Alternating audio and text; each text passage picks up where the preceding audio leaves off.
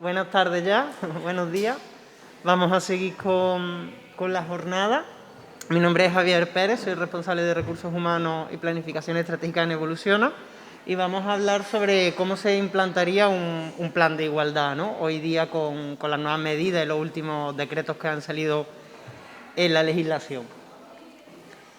Antes me gustaría preguntar que qué es o qué entendemos por igualdad dentro de las empresas. Para mí, finalmente, la igualdad tiene que ser la equidad de género. Perdona, es que se me empañan las gafas y dejo de ver. Esta equidad de género o esta igualdad tiene que construirse sobre unas bases y esas bases se construyen finalmente cuando se da una garantía a los hombres y a las mujeres para que puedan acceder y participar a diferentes esferas, tanto económicas, políticas, también la toma de decisiones y actividades de educación, formación y empleo, ¿no? Sobre esto vamos a poder ya empezar a trabajar o vamos a empezar a poder construir lo que son los planes de igualdad, ¿no? Y sobre todo cómo están reglamentados jurídicamente.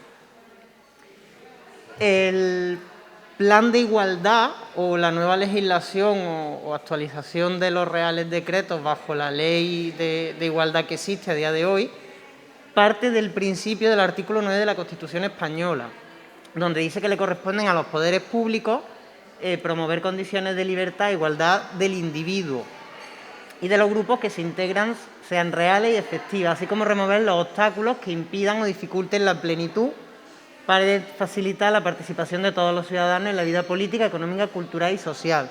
Si os fijáis, la palabra remover los obstáculos aparece en azul y a día de hoy vamos a seguir viendo en la legislación actual que sigue apareciendo la palabra remover los obstáculos y no eliminar. Por lo tanto, bajo mi punto de vista o mi opinión, vamos a seguir todavía con algunas dificultades a la hora de poder tener una equidad de género en lo que son las empresas, ¿no?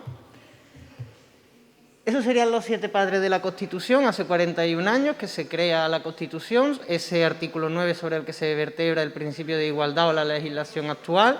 Como veis, no hay ninguna mujer y ese error posiblemente tenga, digamos, todavía consecuencias a día de hoy sobre esa implantación y sigamos viendo esa palabra de remover y no eliminar.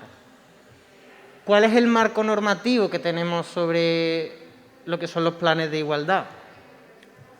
En la Constitución española, el artículo 9.2, que le corresponden a los poderes públicos, el artículo 14, que no pueden existir discriminaciones por razón de sexo, tal y tal y tal, que todos conocemos. La primera ley que da, digamos, una representación o un papel a las mujeres del año 2007, del 22 de marzo, para la igualdad efectiva de mujeres y hombres. Como veis, desde el 78 hasta el 2007 parece que es que no era importante o no se hizo nada o no había una ley contundente que hiciera o promoviese ese tipo de cambio.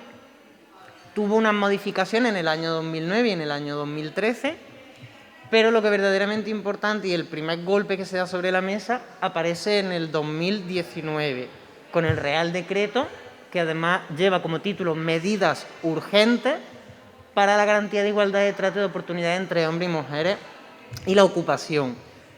Para un año después, en el mismo mes, salir o lanzar, digamos, 2 decretos, el 901-2020 de 13 de octubre, por el que se regulan los planes de igualdad y su registro. Se obliga ahora a que esos planes estén inscritos en el registro y sean públicos. No vale decir tengo un documento donde figura que tengo 4 o 5 medidas y las llevo a cabo en mi empresa. Tiene que existir ese registro. Y el no más importante, pero sí el que quizás va a hacer más daño o va a tener más miedo a las empresas, es a la igualdad retributiva entre mujeres y hombres. También tiene que ser pública y tiene que existir una auditoría. No vale recoger en un documento tablas salariales. Si existe una diferencia entre lo que percibe un hombre y lo que percibe una mujer, tiene que existir una justificación para decir que este hombre va a cobrar más que esta mujer o que esta mujer va a cobrar más que este hombre. ¿Sí? Tengo una pregunta en torno al tema de la igualdad retributiva, ¿Mm? que muchas veces, la mayoría de las veces se habla, bueno, tú vas a la asesoría y hay unas categorías y aquí nos cobran menos los hombres que las mujeres, porque tú vas y ahí no te hacen esa discriminación. ¿Dónde está verdaderamente el fondo de esa desigualdad salarial que sigue existiendo? está compensando, que es verdad que este año creo que trabajamos las mujeres 15 días más que los hombres o algo así. Pero ¿dónde está esa desigualdad retributiva? La desigualdad retributiva existe en diferentes ámbitos. Por ejemplo, contratas a una persona o necesitas contratar a dos administrativos, ¿no? Imagínate, tenemos una asesoría fiscal y necesitamos dos administrativos para que nos ayuden con las tareas diarias. Imagínate que uno es un hombre y uno es una mujer. Pues a lo mejor al hombre le doy de alta con su categoría profesional en su grupo de administrativo y a la mujer le doy como auxiliar. Va a seguir haciendo el mismo trabajo, pero la categoría y el salario base, la retribución es menor. Eso es lo que ocurre también hoy día en las empresas, ¿no? Que contratas a una persona, a un grupo profesional, a una categoría y luego la vas a bajar, digamos, de categoría, pero vas a tener que seguir haciendo las mismas tareas que venía haciendo. Eso existe, hay sanciones estipuladas en el marco normativo y demás, pero lo importante, donde ataca, digamos, en la nueva regulación de los planes de igualdad, y a mí me parece muy, muy interesante, que ahora veremos, es en los conceptos de retribución. El concepto de retribución muchas veces puede ser un coladero para que yo te pague a ti más que a otra persona. Ahora después lo vamos a ver, porque el plan de igualdad también te obliga a que ese documento, ese diagnóstico se realice, y es donde yo creo que con estos tres últimos de 2009 y el posterior decreto de 2020 de 13 de octubre, que es el 901, el Real Decreto, y el Real Decreto 902, ahí sí se ha dado un verdadero golpe en la mesa y se está apostando por esa igualdad dentro de las empresas. Aparte lo van a tener mucho más difícil las empresas poder, digamos, burlar la ley en ese sentido. Como decía, en marzo de 2019 se produce un cambio normativo de interés en la materia de igualdad y aparece por primera vez la palabra corresponsabilidad. Tal cual viene recogida en la ley, la palabra corresponsabilidad llevada al torno o al ámbito empresarial junto con el ámbito de la casa es, digamos, el reparto de las tareas, ¿no? Que no hay una distinción entre hombre o mujer. Y los planes de igualdad, así como su registro. ¿Cómo se aplica esa corresponsabilidad o esa definición o ese concepto en el día a día o dentro de las empresas? A través de ese decreto, el de medidas urgentes, y la primera medida que toma o que lleva a cabo, a mí me llama la atención. En un principio me la cuestionaba o la reflexionaba o la pensaba, que favorece a los hombres. Porque lo que se hace es aumentar los permisos de paternidad, que antes el hombre pues tenía un permiso de paternidad muy, muy reducido, porque caía toda la responsabilidad, digamos, en la mujer o en la figura de la mujer o la herencia que muchas veces traemos por educación y demás. La primera aguantada, por decirlo así de forma más... son el tema de la corresponsabilidad. Se elimina los anteriores permisos o se derogan los anteriores permisos. Desde abril de 2019 se establecen 8 semanas de suspensión de la relación laboral para que el padre pueda también disfrutar de la paternidad. Las 2 primeras tienen que ser obligatorias. A partir del 1 de enero de 2020 se suben a las 12 semanas, siendo las 4 primeras obligatorias, y a partir del 1 de enero de 2021 son 16 semanas. Digamos que tenemos una equiparación junto con la mujer, ¿no? ¿Por qué ese tipo de medidas para favorecer al hombre? Pues para intentar, digamos, romper el estigma que hay de que los hijos los tiene que cuidar la mujer, porque el hombre no tenía un permiso tan distendido en el tiempo como puede tener la mujer, que son las 16 semanas. Se produce también un nivel de aumento de la exigencia de los planes de igualdad. Por el número de personas, se pasa en la nueva redacción del artículo 46.2, si no me falla la memoria, de las 250 personas trabajadoras a las 50 personas. Se eliminan, digamos, de golpe el ratio de esas 200 personas. Por los aspectos que deben negociarse, un plan de igualdad no es yo reparto tareas dentro de la empresa o retribuyo igual al hombre y la mujer, no, hay una serie de fases, una serie de medidas que se tienen que llevar a cabo, Y esas medidas vienen reguladas tal cual en el plan de igualdad. Y si ese plan de igualdad que la empresa vaya a registrar o vaya a presentar no cumple ese tipo de medidas, ese plan no va a poder inscribirse. Al no poder inscribirse y no ser público, se entiende que la empresa no tiene plan de igualdad, por lo tanto, está expuesta a una sanción. Deben de negociarse también con la representación de los trabajadores. No puede ser un plan de igualdad que sea hecho por la dirección de la empresa, sin consultar a trabajadores ni nada, y sobre todo la obligación de ese registro, ¿no?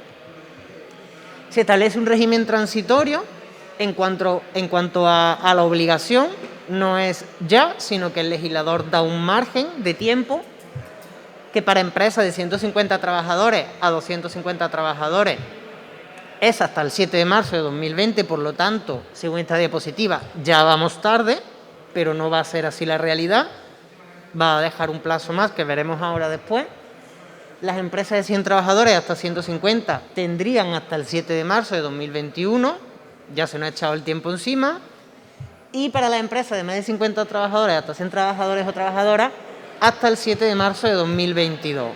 ¿Qué quiere esto decir con la actual legislación? Que si yo soy una empresa de más de 250 trabajadores y no tengo un plan de igualdad, ¿me van a sancionar? No y sí.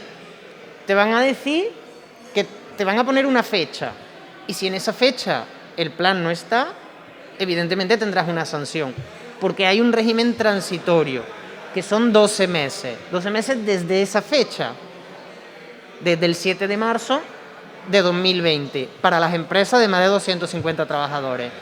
Para las de 100 a 150 tendrían hasta el 7 de marzo de 2021, por lo que se debería entender que ese grupo de empresas ya estarían trabajando en sus planes de igualdad, y las empresas de más de 50 trabajadores hasta los 100 trabajadores, pues tienen todavía hasta 2022. Eso no quiere decir que no tengan que implantar el plan ya, lo que tienen es que empezar a mover y a constituir, digamos, el procedimiento de implantación.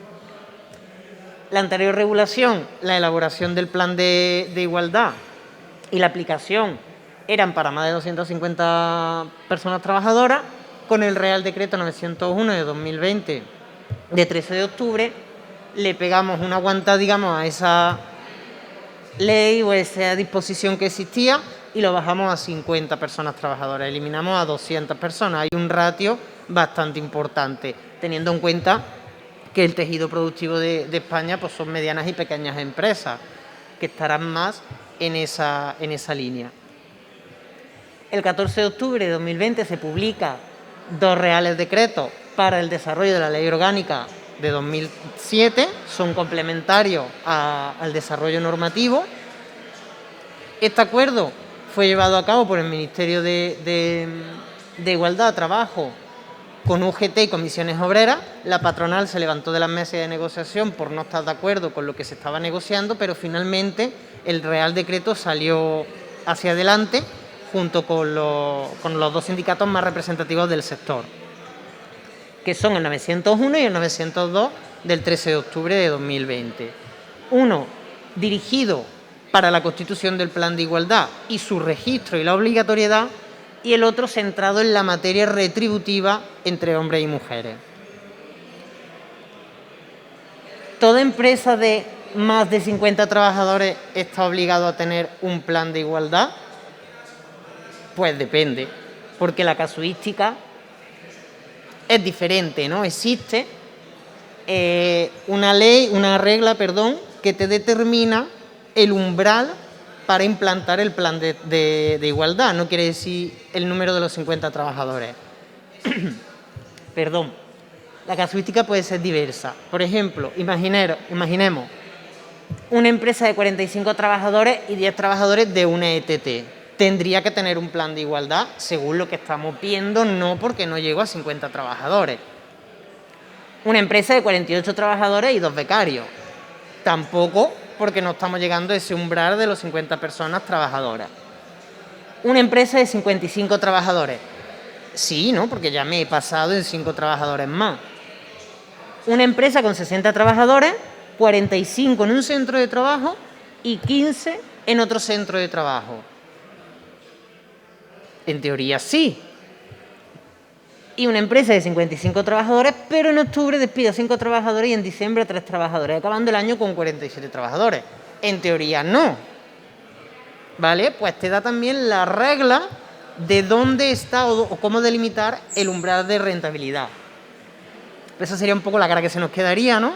En el sentido de que no sabemos, según la casuística, si tenemos o no que aplicar el plan de igualdad, porque hay algunos casos que no son muy concretos, pero según el artículo 3 del Real Decreto, donde te habla de la cuantificación, te dice lo siguiente: la plantilla total de la empresa, con independencia del contrato que tenga, sea indefinido o sea temporal, incluyendo los trabajadores de las ETTs. Por lo tanto, el primer ejemplo debe de tener un plan de igualdad. Personas contratadas temporalmente que hayan extinguido su contrato en los últimos 6 meses. Y cada 100 días trabajados se computa una persona más. ¿Eso qué nos lleva? A que el último de los ejemplos, el penúltimo, también debería de tener un plan de igualdad. Aunque el año haya acabado con 47 trabajadores, pero si aplico el artículo 3 de la propia ley, del Real Decreto 901, esos trabajadores acabarían computándose como una figura más o un número más y tendrían la obligación de tener el plan de igualdad, aunque actualmente la plantilla son de 47 personas. Y la tercera es que hay que hacer un cómputo o una foto, por decirlo de alguna forma, a 30 de junio y a 31 de diciembre. Hay, digamos, como 2 controles en el mismo año para ver si se alcanza el umbral.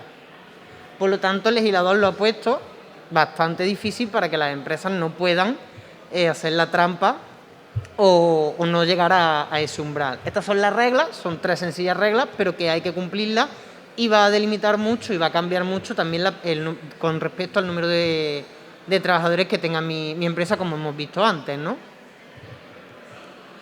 Pero pregunto,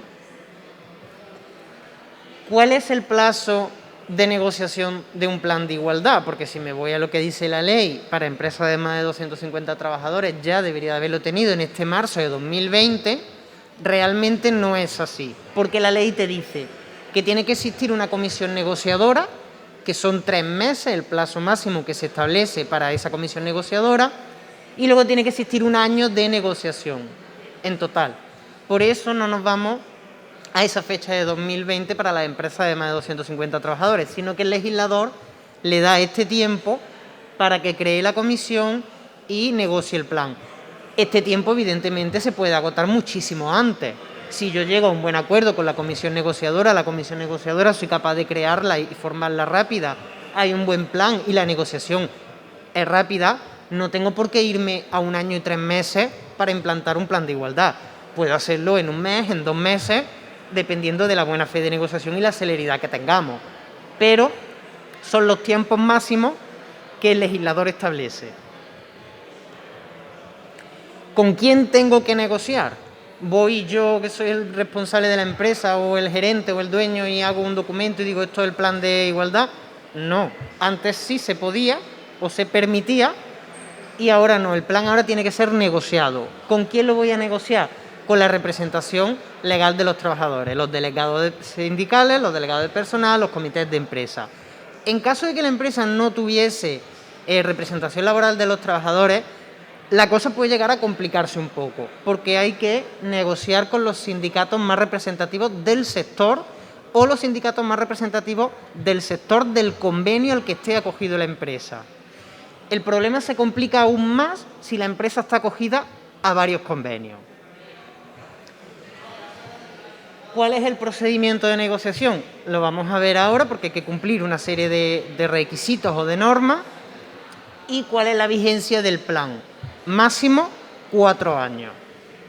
No vale algún plan y ya es para toda la vida.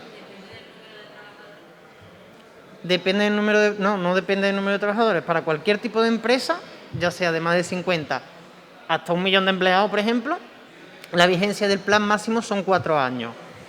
Pero hay que revisar el plan anualmente.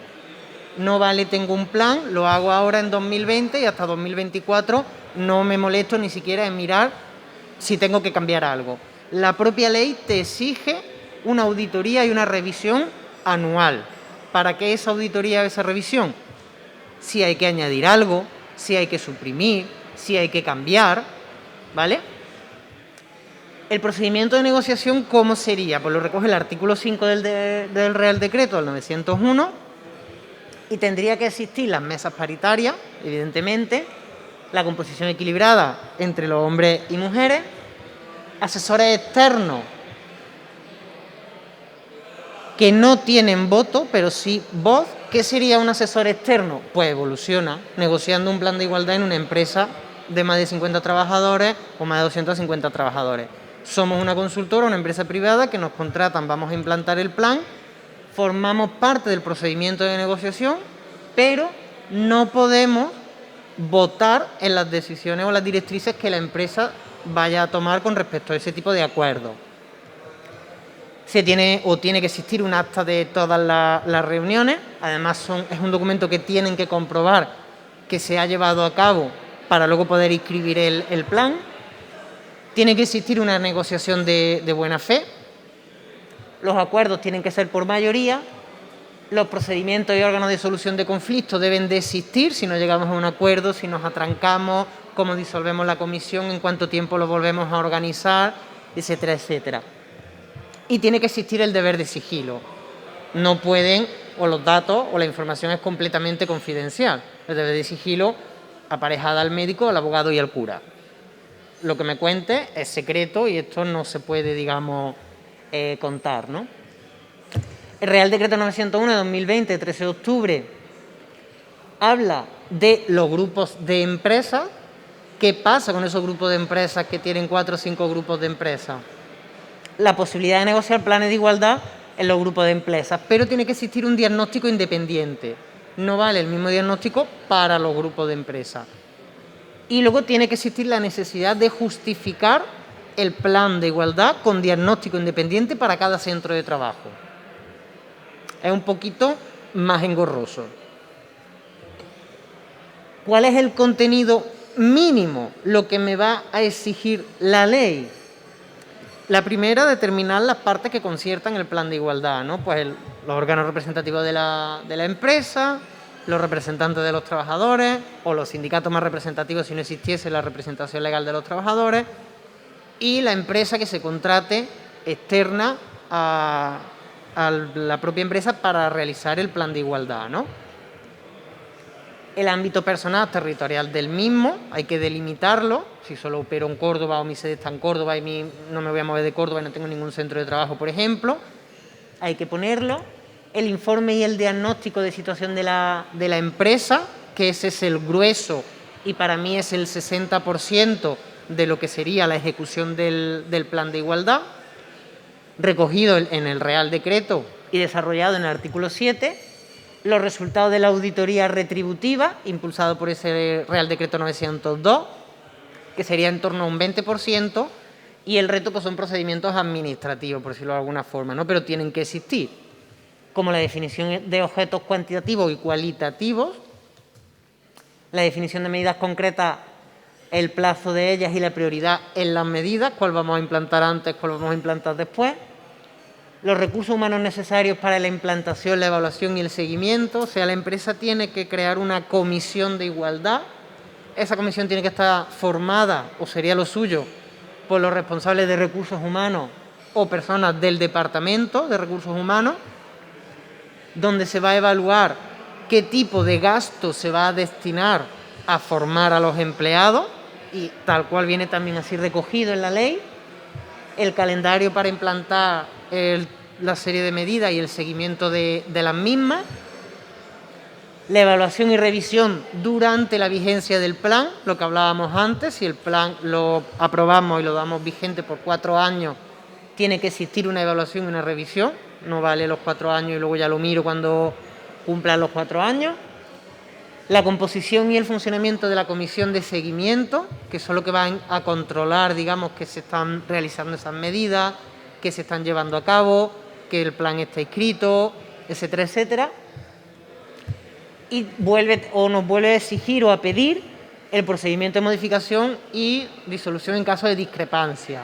Si no llegamos a un acuerdo con la comisión de negociación, si no hay representación legal de trabajadores y entran los sindicatos más representativos del sector y tampoco se llega a ningún tipo de acuerdo, tiene que existir un mecanismo para que esto no se prolongue en el tiempo y estemos pues 5 años negociando un plan de igualdad. No funciona, se diluye la comisión y se vuelve a crear otra comisión. Es importante, no lo pongo aquí creo, pero es importante que en el caso de que no exista representación legal de los trabajadores, hay un plazo de 10 días. En esos 10 días se invitan a los sindicatos más representativos del sector. Si no hay respuesta, el plan se puede negociar. Lo que pasa que debe de recogerse así tal cual en los actas de constitución cuando se vaya a escribir el plan, ¿vale? Y otras medidas que no son obligatorias en la propia ley, pero que sí te las recomiendan, que tengamos pues, protocolos sobre violencia de género, lenguaje y comunicación no sexista. El informe del diagnóstico de la situación del plan de igualdad, que es el propio que desarrolla el artículo 7, esto es lo que hablábamos antes, que sería el grueso gordo de la implantación del plan de igualdad. ¿Y qué es lo que yo tengo que hacer? ¿O cuáles son las pautas que la ley me exige? Deberá extenderse a cada uno de los puestos y centros de trabajo de la empresa, analizará los efectos que para mujeres y hombres tiene el conjunto de actividades que los procesos técnicos y productivos de la organización del trabajo y las condiciones en las que se prestan, y se extenderá a todos los niveles jerárquicos de la empresa. Se van a exigir o tienen que aparecer datos por sexo, por grupos, por categorías, por niveles, por puestos, su retribución, cómo se llega a la selección, cómo se hace el procedimiento de contratación, cómo son los procesos de promoción interna dentro de la empresa, así como los ascensos. Todo ese tipo de datos es lo que hace más difícil que finalmente luego se pueda llegar a un procedimiento o tengamos situaciones de desigualdad en los puestos de trabajo, porque se ha puesto el legislador muy firme en ese sentido y exige mucha materia o mucha información donde van a poder comprobar y van a poder ver que se está llevando a cabo el plan o no se está llevando a cabo.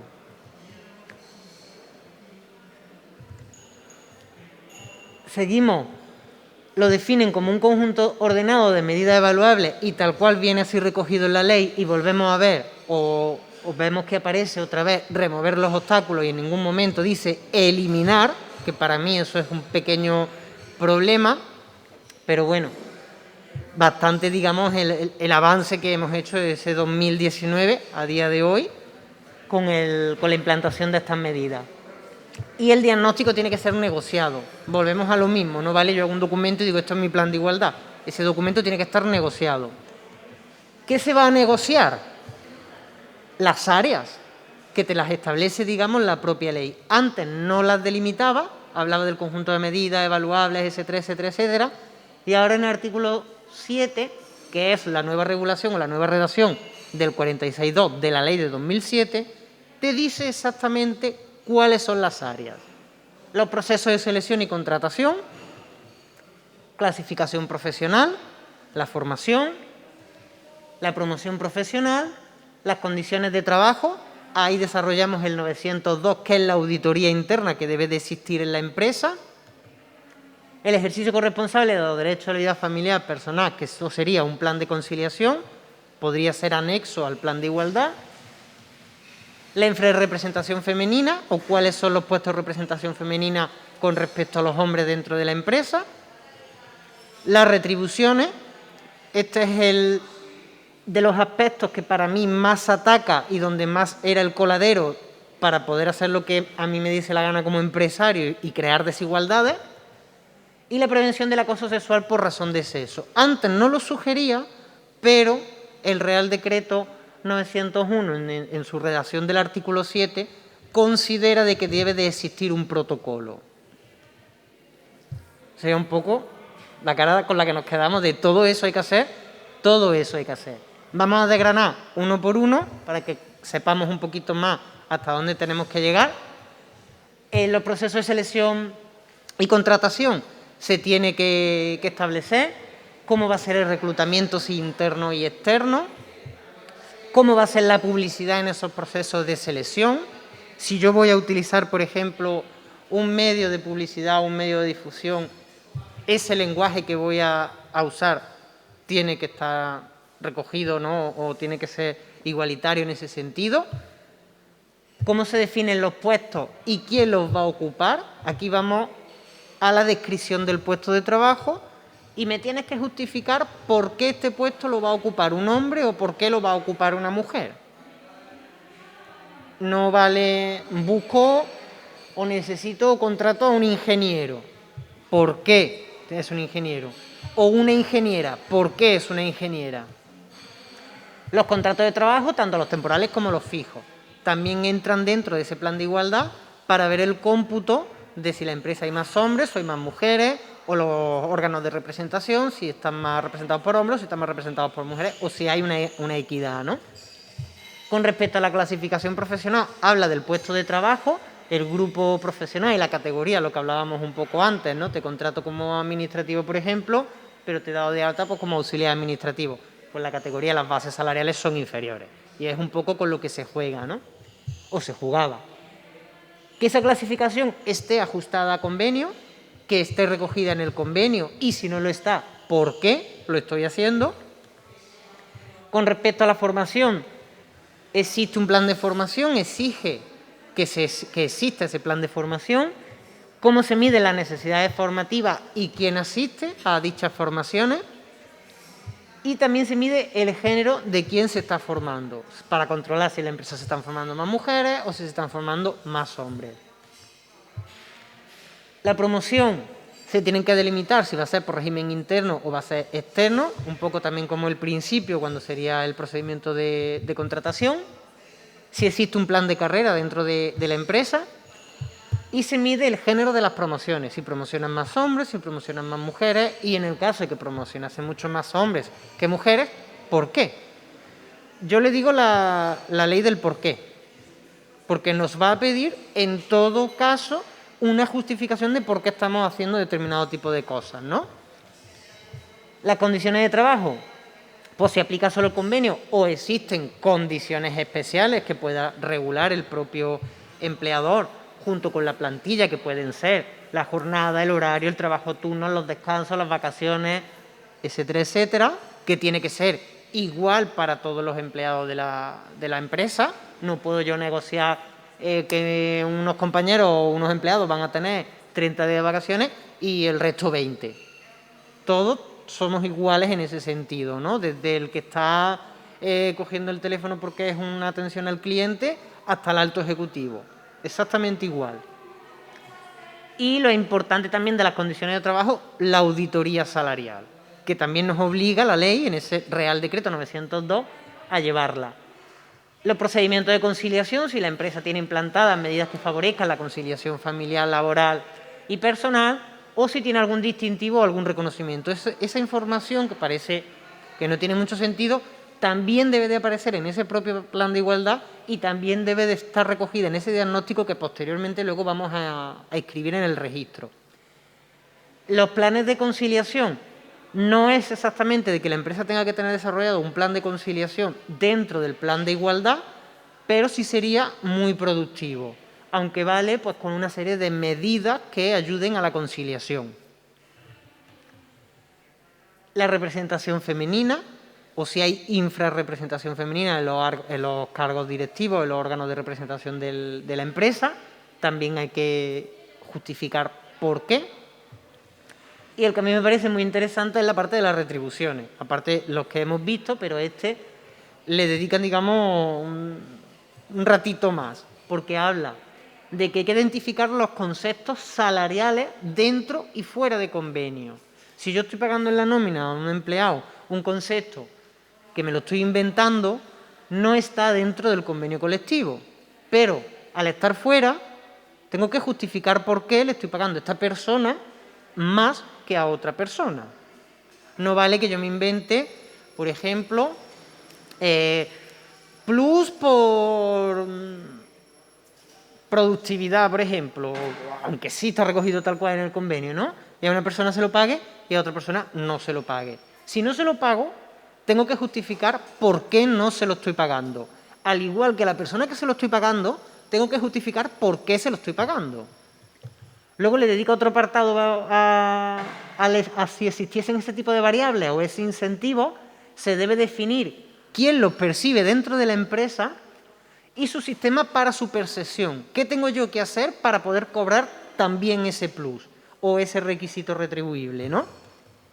Identificar esas percepciones extrasalariales que pueden existir muchas veces fuera de nómina o que no están muy ajustadas a derecho en algunos casos, pero si estuviesen también pasa lo mismo. Hay que justificar por qué a uno se lo estoy pagando y a otra persona no. Y luego la política de subida salarial. Si la empresa tiene un acuerdo o una política de subida salarial, esa política tiene que ser exactamente igual para todos los empleados, tanto hombres como mujeres. Digamos que para mí es el que más daño va a hacer a aquellas empresas que a lo mejor estén negadas a implantar o no quieran o no tengan la visión de la igualdad dentro de las empresas.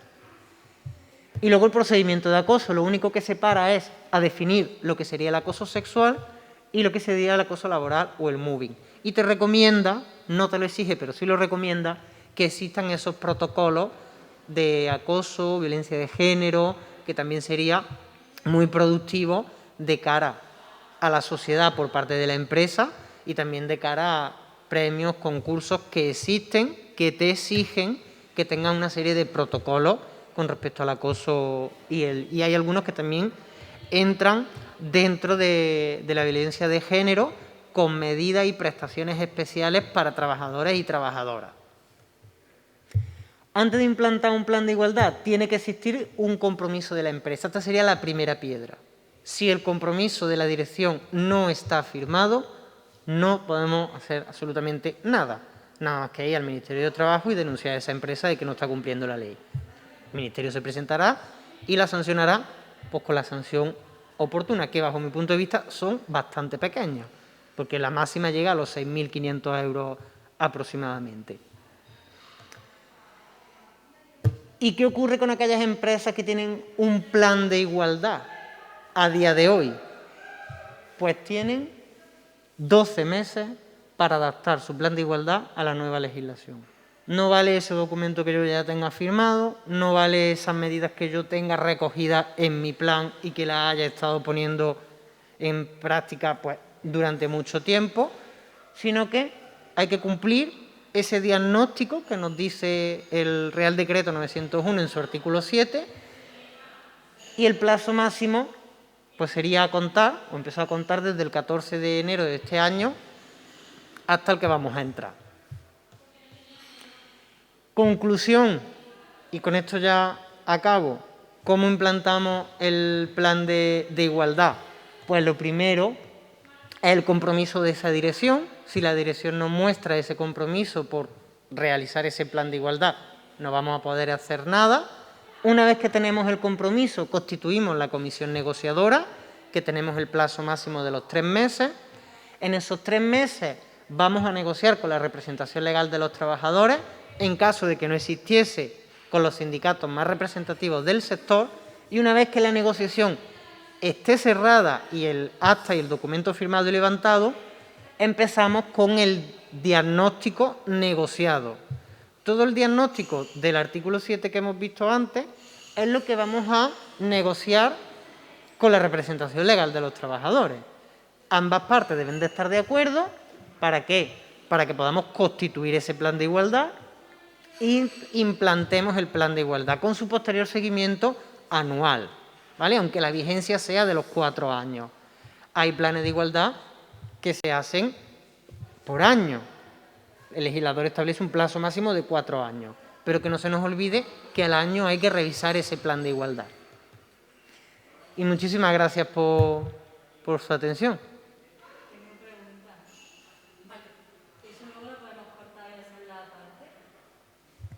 Bueno, muchísimas gracias, Javi, por ponernos al día sobre la importancia de los planes de igualdad y el tiempo que tenemos los empresarios y las empresarias para implantarlo dentro de las empresas.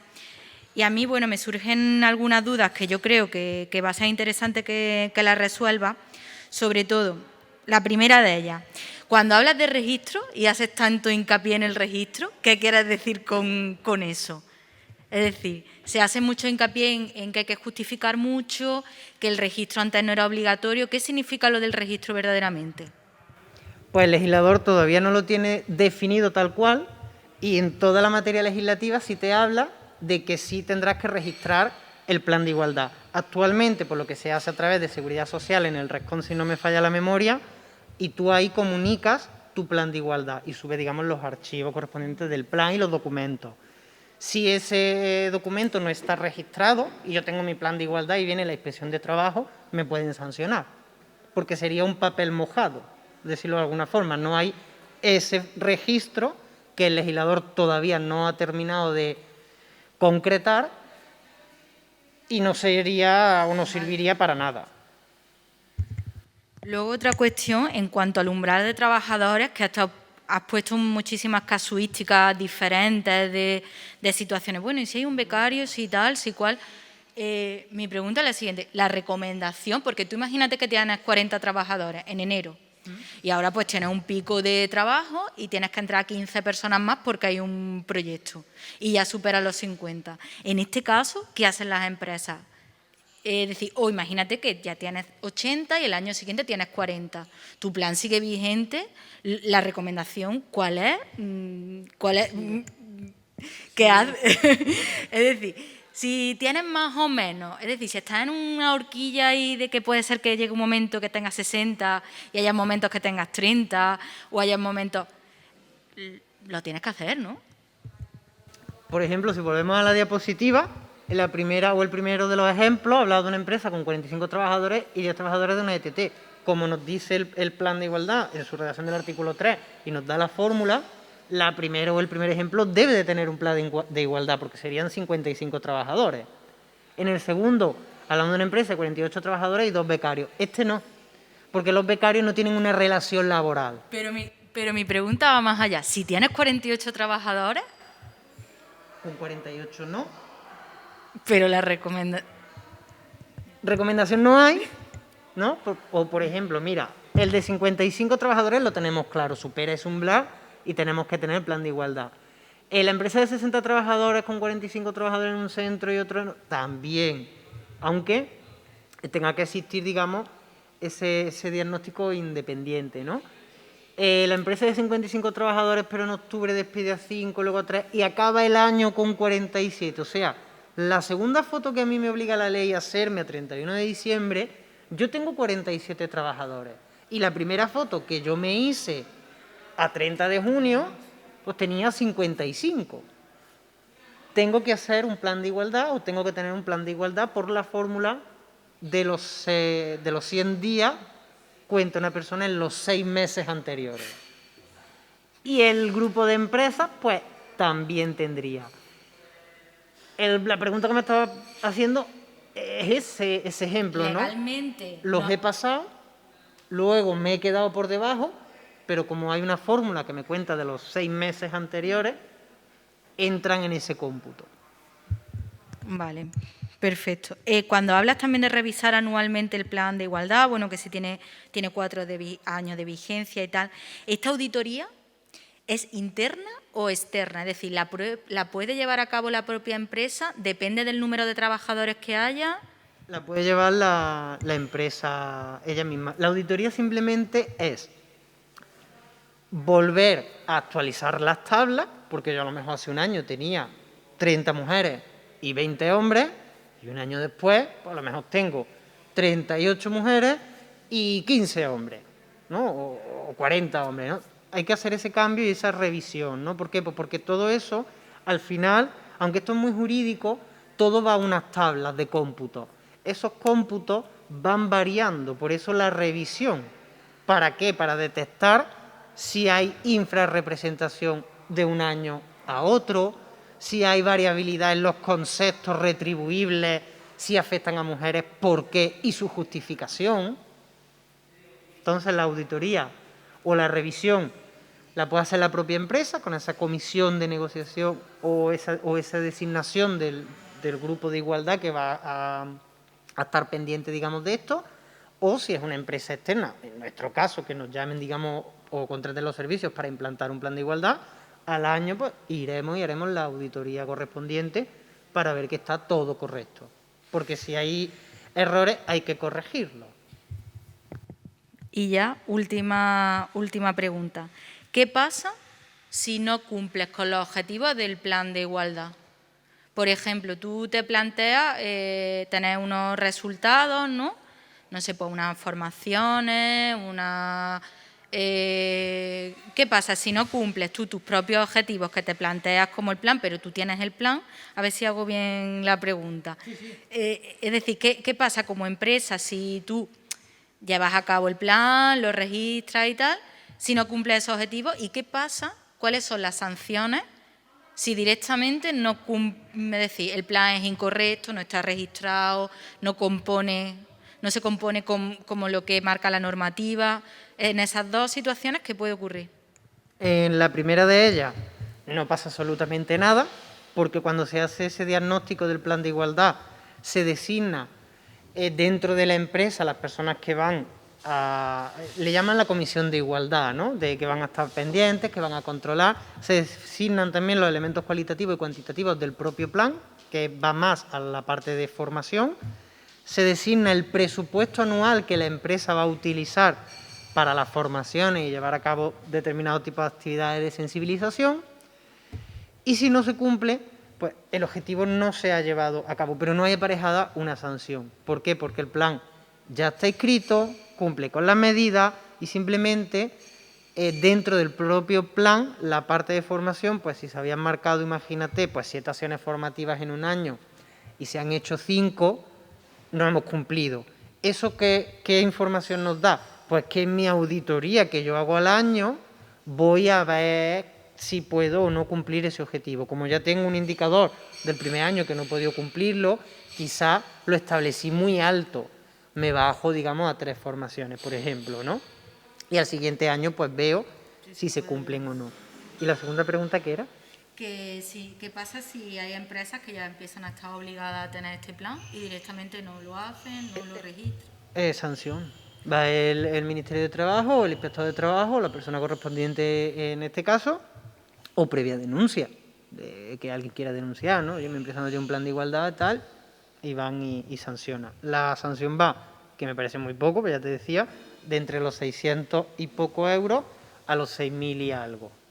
O sea, no es una sanción económica como para que de un miedo, ¿no? De decir, oye, pues tengo que tener mi plan de igualdad porque es que me va a costar mucho el dinero. Aparte de que, aunque no sea una gran cantidad, ¿no? Los 6.000 y pico euros, pero si ya hay una inspección por la materia de inspección de trabajo, ya rascan. Ya te veo contratos, ya te veo fraude de ley en contratos, entonces ya sí te va a doler mucho la cabeza, incluso hasta el cierre del centro de trabajo, si se ponen exquisitos. Si no tengo mis cosas correctamente, ¿no? Conforme a la ley. Y por último, ¿qué lectura hace en general de la nueva ley y qué beneficios le ve para las empresas la implantación de estos planes y estas medidas?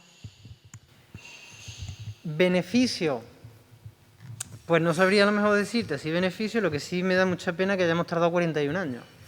Eso es la pena que quizás me da, ¿no? Y permitirme una ordinaria, si acaso, la única diferencia que tiene que existir entre un hombre y una mujer es la forma que hace pipí. Para lo demás, somos completamente iguales. Bueno, pues que gracias a que el mundo va cambiando, hay más mujeres, digamos, en puestos de dirección, están tomando más riendas, estamos saliendo de esa cultura que tenemos de la figura de la mujer para la educación del hijo y la crianza del hijo. Y al final, de cara a la sociedad, pues hace a las empresas mucho más competitivas, que no sea todo un hombre, ¿no? Porque también la mujer tiene capacidad de pensar, tiene capacidad de mandar, tiene capacidad de liderar, tiene capacidad de gestionar. Y al final un poco que se abre, digamos, un poco la mano en ese sentido y que la ley sí es bastante dura. Lo de antes, para mí, eran parchecitos que no llegaban a poder solucionar ese problema que tenemos. Y esta ley, con sus 2 posteriores reales decretos, desde 2019, ya pega un golpe en la mesa y dice, no, esto lo vamos a hacer bien y lo vamos a regular. Lo que sí es verdad que para mí sí existe o sigue existiendo un pequeño matiz, que mientras existan leyes fundamentadas en el principio del artículo 9, por ejemplo, de la Constitución, o el artículo 28.3 del Estatuto de los Trabajadores, donde te dice textualmente que el empresario podrá pagar hasta un 25% más a otras personas siempre y cuando esté justificado, existe todavía el colador.